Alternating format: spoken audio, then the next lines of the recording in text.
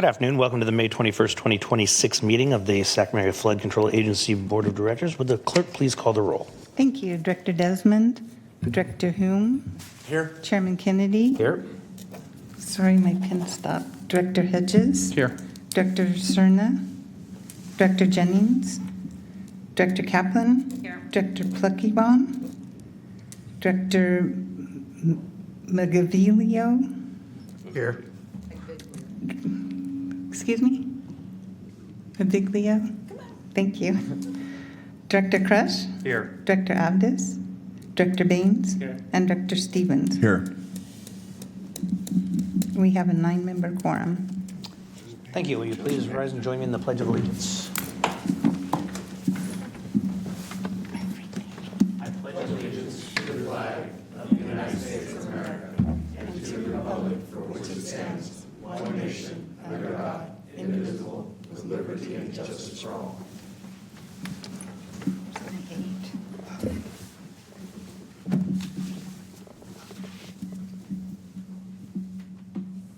Good afternoon, ladies and gentlemen. This meeting of SAFCA is being broadcast live and will be recorded and re-aired on Saturday, May 23rd at 2 p.m. and will also be available on SAFCA's website within 48 hours after the meeting. Members of the audience who would like to address the board should fill out a speaker form located here and bring it up to me. When addressing the board, please identify yourself for the record and limit your comments to 3 minutes. Thank you. At this time, is there anybody present who would like to address the board on an item not on the agenda? Hearing and seeing none, Madam Clerk, will you please call the items for closed session into the record? Thank you. The first item is Sacramento County APN 226-0010-002, property located at 5625 East Levy Road. Property owner Nick S. Avdis on behalf of the Avdis Family Trust. The second item is regarding Sacramento County APN 226-0010-003, property located at 5311 East Levy Road, property owner Nick S. Avdis. And the third item is Sacramento Area Flood Control Agency versus Tasso Peter Canolis, case number 25CV008783. Thank you. And do we have any public comment on any items in closed session? I have not received any. Then we will recess to closed session.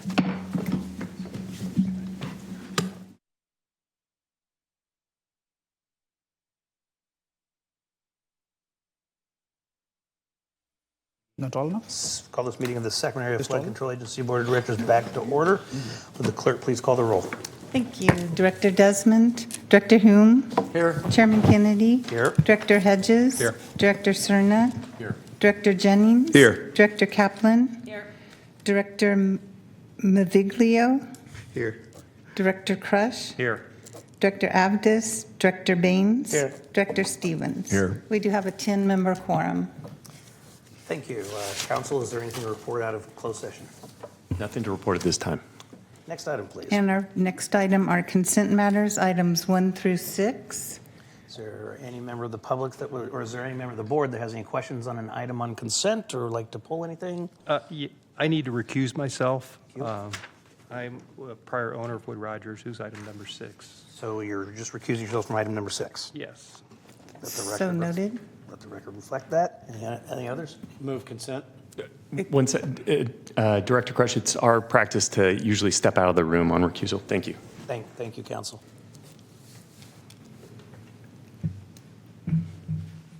Here, let me get that for you.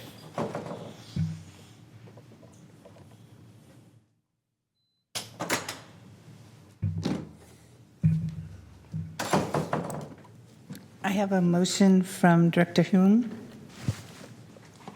Is there a second? There is. Okay. A motion and a second for the consent calendar. All those in favor? Aye. Opposed? Abstain? Thank you. And our next item is the Executive Director's Report.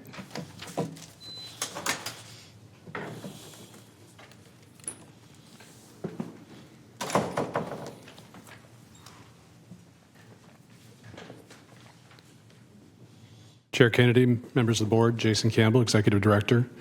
Just a very quick ED report today. The items you've seen many times, but just want to update a couple of different things. Of course, we had a wonderful trip to DC. It was a multi-purpose trip, but ultimately we did meet with a number of members of Congress as well as OMB with some good news. We had talked about the $80 million that was allocated in the president's budget for the Natomas Basin project. We did learn that that was actually $108 million. So that's a good positive move forward. In addition, we now recognize that the Energy and Water Development Subcommittee has also gone through their first pass of budget, and it remains in the budget currently. So as things work forward with Congress, we're hoping that that will stay in the mix and we can continue to move forward towards completion of the Natomas Basin project. Also, we had our planning director participate in the Cap to Cap as well as the National Waterways Conference. Lots of good information coming out. Lots of changes still going on, as we've discussed in the past, with the administration's guidance and coming out of ASA's office. But we are moving forward quickly to make sure that we're adapting and keeping the projects rolling. We had additional meetings with ASA and Civil Works. We met with Army headquarters for USACE, as well as the Bureau of Reclamation, to discuss a number of things, particularly the Folsom Dam raise. This is just a little excerpt of what was put in the president's budget, and now we've recognized that it is actually in the Appropriations Committee's book as well. So, as we go into the next couple of items after this report, just a quick reminder that, we have a cost share. It's about 10.5% for our federal programs. We're going to talk a lot about budget and funding today, so just wanted to keep that on everybody's mind a little bit. And of course, love to show our wonderful stars. Those stars are active construction all over the place in Natomas, in the Pocket area, up on the American River, and also at the Sweeney Creek Pump Station, which I will get to in just a second. But today we will discuss a number of things. We've been talking about our 5-year funding activity review for quite some time. But as we've moved forward, we've identified our project cash flows. We've identified a number of needs for our projects. And that's what's really bringing forward the budget as well as the bond activities that we're looking for. So we're still driving towards levy certification, and we are starting to consider our post-project land management and other pieces as we start to see those develop a little bit more grandly. So again, my favorite picture every month is the Sweeney Creek pump stations coming to it. We're getting good progress, and hopefully things will get operational in the next few months. Any questions on that part? Questions? Seeing none. Nope. Thank you. That's your report? Okay. That's it. Thank you. Is there any member of the public that has a comment on the executive director's report? Okay, seeing none. Next item, please. Item 9 are resolutions related to the Sacramento Area Flood Control Agency, Natomas Basin Local Assessment District, and the Consolidated Capital Assistance Item 8. District. Excuse me. I'm ahead too. Item number 8 is presenting the fiscal year 26-27 proposed budget. Thank you again, Jason Campbell, Executive Director. That's not the presentation. They have to just Perfect. So it's May, and what that means is typically, except for last year, we have brought forward a recommended or a proposed budget to your board to get a preview and to make sure that we're on the right track before we come back in June with the actual budget recommendation, as well as hopefully the final budget being approved. So we've met with the Finance Committee earlier in the month, and we've also published for the public hearing that will occur in June. So today's just informational. There's no action to be taken, but we would look forward to seeing any feedback if you have any.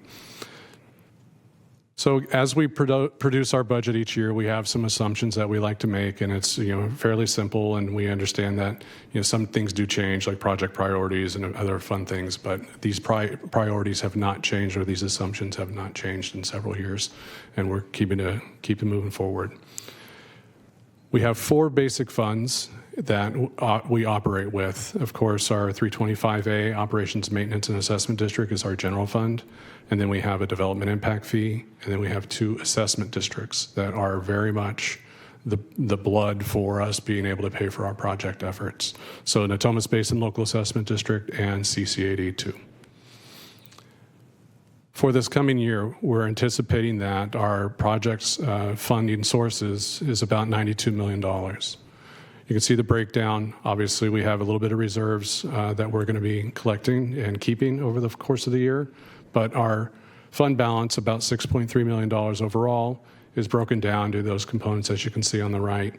The O&M assessment district has about $2.6 million. We have the development impact fee with a little bit of funding coming in that's net. And then, of course, NBLAD and CC82. Excuse me, Jason. Yes. Director Cerna. Thank you, Chair.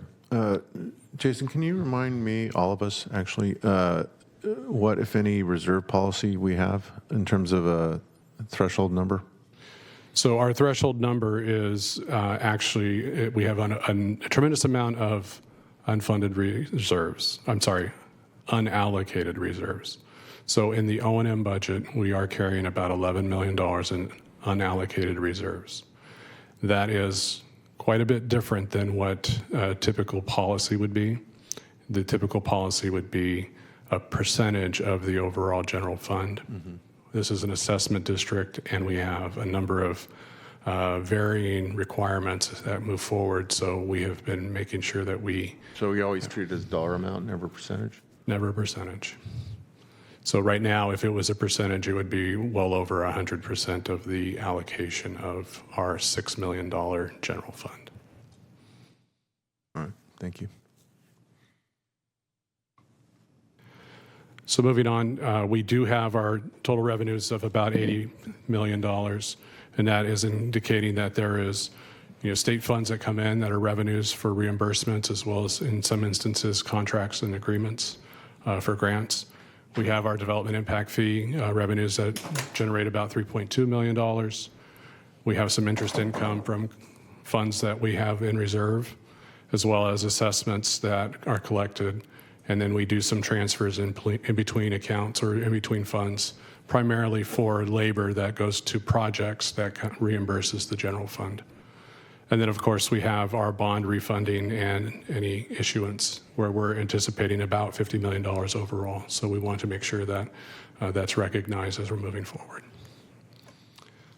Again, our proposed appropriations are primarily for projects. So you can see that the $68 million for projects and acquisitions is the lion's share of all of our efforts.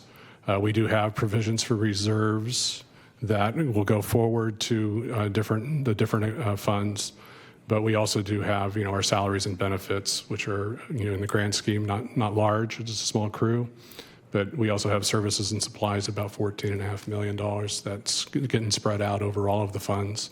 And then, of course, we build in contingencies within our operating budget because we want to make sure with meetings once a month and at project activities, we want to make sure that we don't have any surprises with some of our line items depending on construction. And then, of course, we do transfer those dollars related to the revenue that's coming from the project funds back into the general fund for our labor.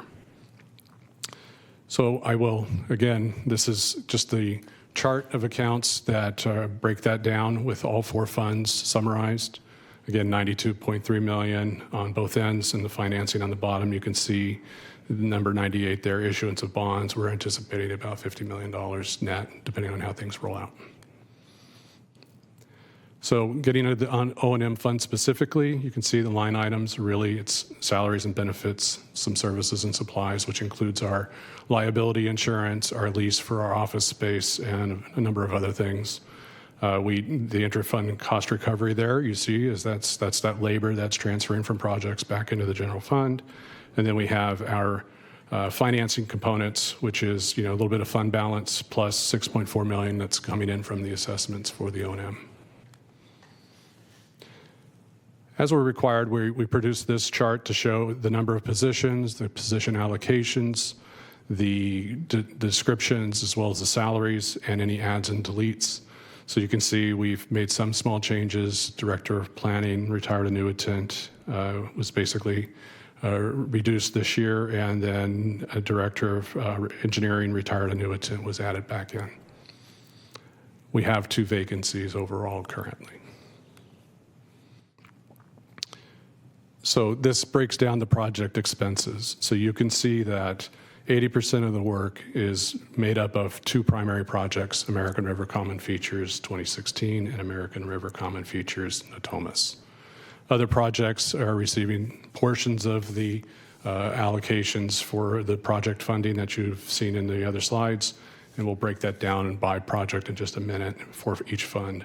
But you can see $66 million of this is project related. So the breakdown for the development impact fee line items, you can see they're basically it's, for infrastructure, we got about $10.3 million. So those are project related. Some of that is work that we're doing over in the Elkhorn Basin with our state partners, with reimbursements coming back to us. We also have the number of well, again, we have contingencies built in here simply because it's construction related. We want to make sure that we have those appropriations already in place. And then we talk about reserve release. We're pulling some monies from reserves. And then we do have state grants and the development impact fee itself. So we're anticipating about $3.2 million in development impact fee collections. Natomas Basin Local Assessment District. Pretty simple. We'll get into the details of this in the next item, or in the next report. So the idea here is that the NBLAD project is basically running debt service at this point. We do have some excess after the collections of the assessments, and we roll that in and we use that for project expenses as well as paying RD 1000 for portions of the O&M through our agreements and other pieces. And then we have CC82, which again, lion's share of all the work, all of the costs are associated in the entirety of the 160,000 parcels that are paying for CC82 assessments. So again, public protection is the number one thing in that infrastructure.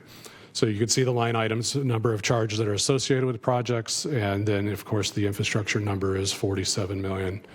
Pushing on 48, and that fluctuates a bit depending on how fast our core partners and others are able to make things happen. So they will request costs from us as the year goes by based on what their performance looks like.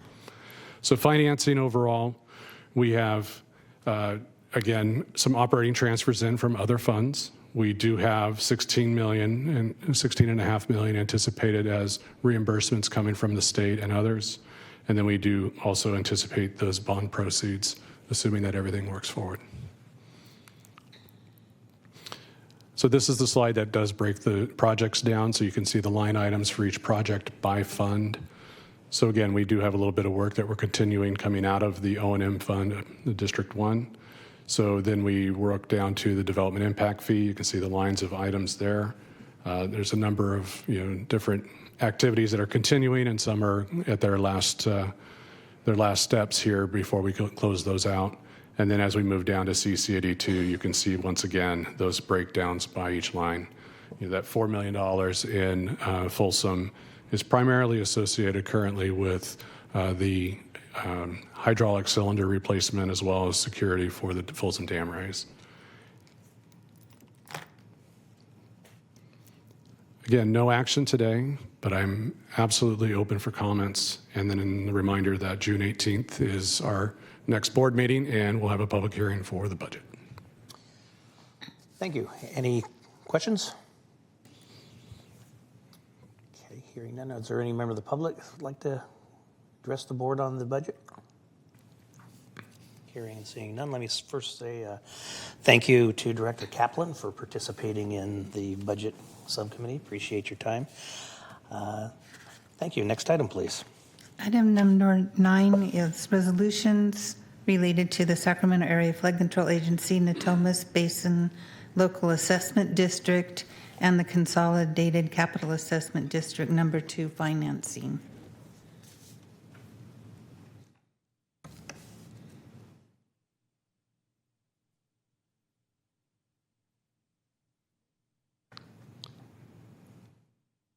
Chair Kennedy, thank you.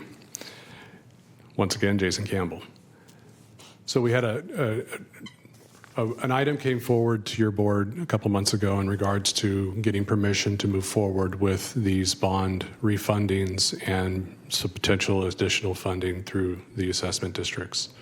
So this action today is intended to move that bond financing forward for these two issuances, refunding the CCAD 2016 and the INBLAD 2014 bonds. So just to get started here, we have a very large team, as you can imagine. This isn't everybody that's been participating and helping move these efforts forward. So the preliminary official statements and the resolutions and all of the information that you see today has been a good collaboration of our finance team, our staff, as well as the consultants and advisors that we've had. So this group, we very much appreciate everybody's continuous effort. We ask them to expedite these things because we want to make sure that we're ready for market when the time comes, when it is appropriate. So just a quick thanks to everybody on this list, as well as all those out there that have been working on this with us. So again, our intent is to make sure that we have our flood protection program continuing to move forward and to completion.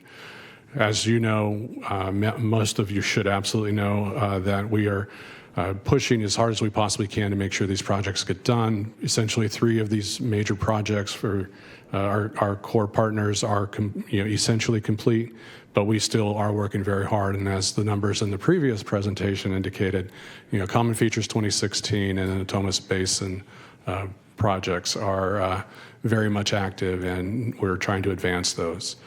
So as we just identified in the previous presentation as well, is that we have 4 funds, but the 2 that we're talking about today are very specific. It's the Consolidated Capital Assessment District 2 and the Natomas Basin Assessment District. So the CC82 generates about $32 million annually in assessments. Will continue hopefully until fiscal year 2047. And like I said before, it's over 168,000 parcels that are included in that. That makes for a very good base and diversified revenue source that allows us to go ahead and make sure that we're meeting our requirements with our federal partners. Same goes for the Natomas Basin Local Assessment District. It's also fairly large. We are approximately $3.5 million in collections, as we've previously identified. This one goes a little bit longer, it goes to 2053, but it is still, it's large enough that it's, we were talking earlier in the week, it's about the size of a mid-sized city in California by itself. So that 37,000 parcels is a good, also nice source of revenue that is secure. So we're going to go over that in just a little bit here.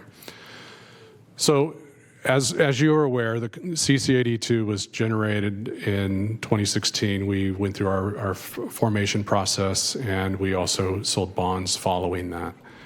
The annual assessments, like I said, are $32 million in change currently.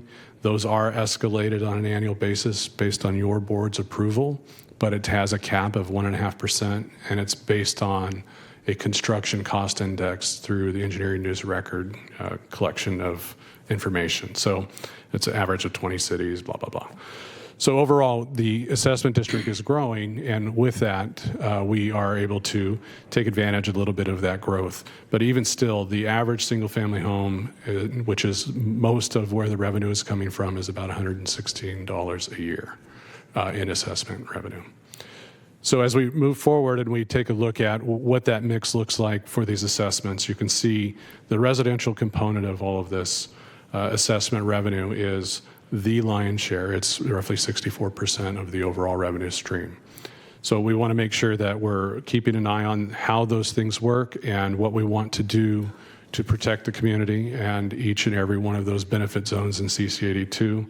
And we want to make sure that we can keep those projects moving.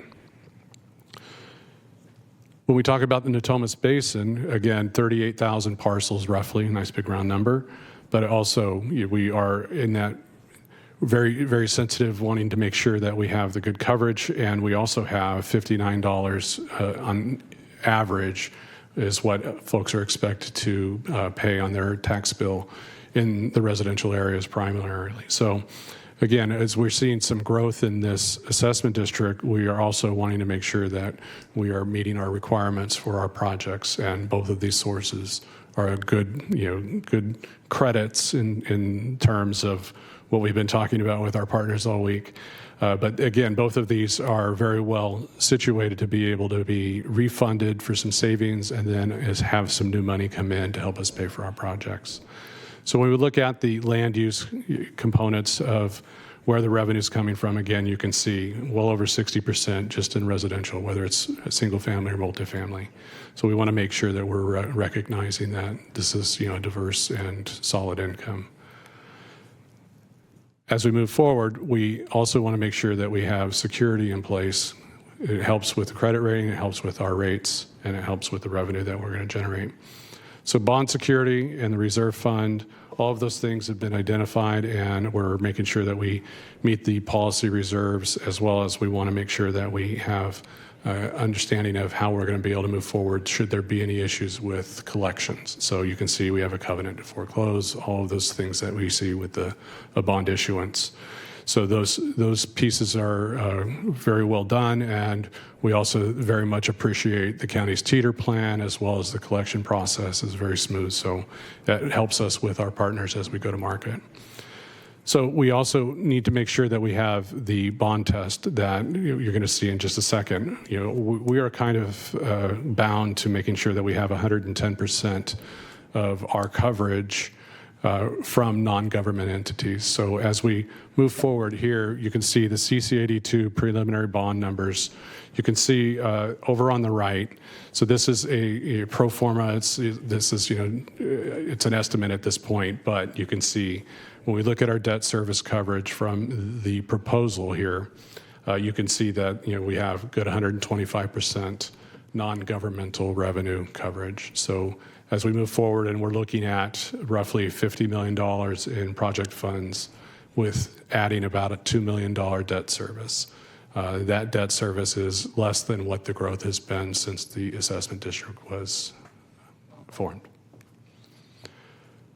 So this puts this in another context so you can see how that coverage has worked. If you look down under the debt service from actuals in 2020, 21, you can see that's kind of right after we got started, also after we issued our 2020 debt service, our bonds, I'm sorry. So as you can see, we had good coverage then. It has improved over the years, and now the pro forma is still showing that 125 with the non-governmental assessments. So just want to keep that in mind as we move forward. Similar things for INBLAD. We don't have an escalator on INBLAD. It's just the growth of the assessment district. The number of parcels is making some changes. We're not necessarily counting on that. But again, same concept. We have the teeter plan, which is great. We have the 110% coverage that we want to make sure we keep an eye on.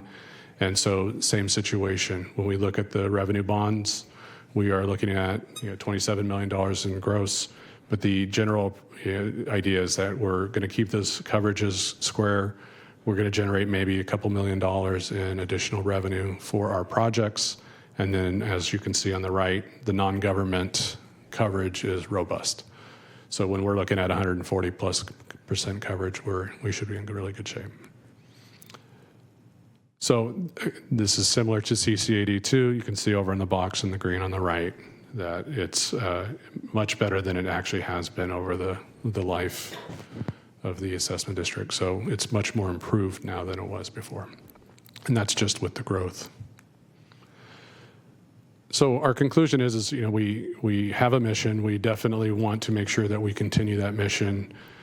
We have two very large assessment districts that are solid in their financials and can generate some additional revenue for us to keep moving forward. We think that it's a modest tax burden regarding those assessments that are being applied to the property tax bills, but also we have we've had some tremendous support from the community to make sure that these projects get done, and we want to be able to continue to do that. So with that, we have a calendar here to get the process going or keep the process going. So today we're hoping that you can approve the 4 resolutions. It's 2 bond purchase resolutions as well as the 2 preliminary official statements. We are anticipating that we will get our ratings in the first week of June. And then beyond that, we would like to be able to figure out when we're going to go to market, price bonds, and then ultimately our October close would be after CC82 bonds they are not completely ready to go simply because they don't have a call date yet. We want to be able to call those after the October timeline. So once we're there, we'll be hopefully reporting back that everything's gone smoothly. Director Cerna. Mr. Chair, if there's no public speakers on this item, I'll move the resolutions. I'm looking at council. I assume we can move all 4 resolutions at once? And I'll second. That's correct, yeah. Okay, any questions? Do we have any public comment? I've not received any. Okay. All those in favor? Aye. Opposed? Abstain? Thank you. The next item is public hearing resolution of necessity regarding portions of APN 226-0010-002. Property is located at 5625 East Levy Road, and the property owners are Spiridon and Georgia Avedis of the Avedis Family Trust. Good afternoon, directors. Matt DeGroat, Real Estate Program Manager. So the property mentioned is located on 5625 East Levy Road on the land side of the Natomas East Main Drainage Canal, West Levy, in the Natomas Basin area of Sacramento County. Acquisition of the property is required for the NIMDEC West Levy Reach G component of Phase 4B of the project. Here we have attachment A, which is a map of the project levy reaches, and we are down in Reach G for this action. Hang on, Matt. Go ahead. I've got to recuse myself from this because one of the family members represented me at one point, so I should go away.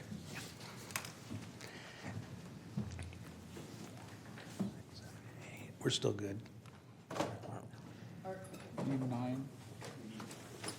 No, we won't have enough to proceed. I made 9 with him. Got 8 now. Is Pat still around? Can you call him? No. He's not in the building. Is Desmond around? No. No, nor their alternate. So let's just, hang on. What's the timeliness of, we can't proceed, so, but what's the impact of that on? Okay. That's correct. We have, pursuant to the terms of the purchase and use, or the possession and use agreement, we have until June to get June 30th to file, so. Okay, and do we need to continue it? Yeah, you need to vote to continue. Yeah, okay, do we have a motion to continue? So moved. Yes, true. Just not an amendment to the motion, but just the import of the next meeting of having that quorum, maybe communicate and stress to board members the need to be here. Thank you. Is there a second? Second. All those in favor of continuing? Aye. Aye. Opposed? Abstain? Next item, is there a motion? Motion to continue. Second. Any comments, questions? All those in favor? Aye. Opposed? Abstain? And we come to an unexpected and immediate closure of the meeting. Well, our next meeting is May 21st, as Director Cerna has said. Please, we need presence. We need your, I'm sorry, what'd I say? Oh, it says, sorry. That's what it says. I just do what I'm told. It's in June. So please make every effort you can to be here. So we will see you on June 18th. We're adjourned.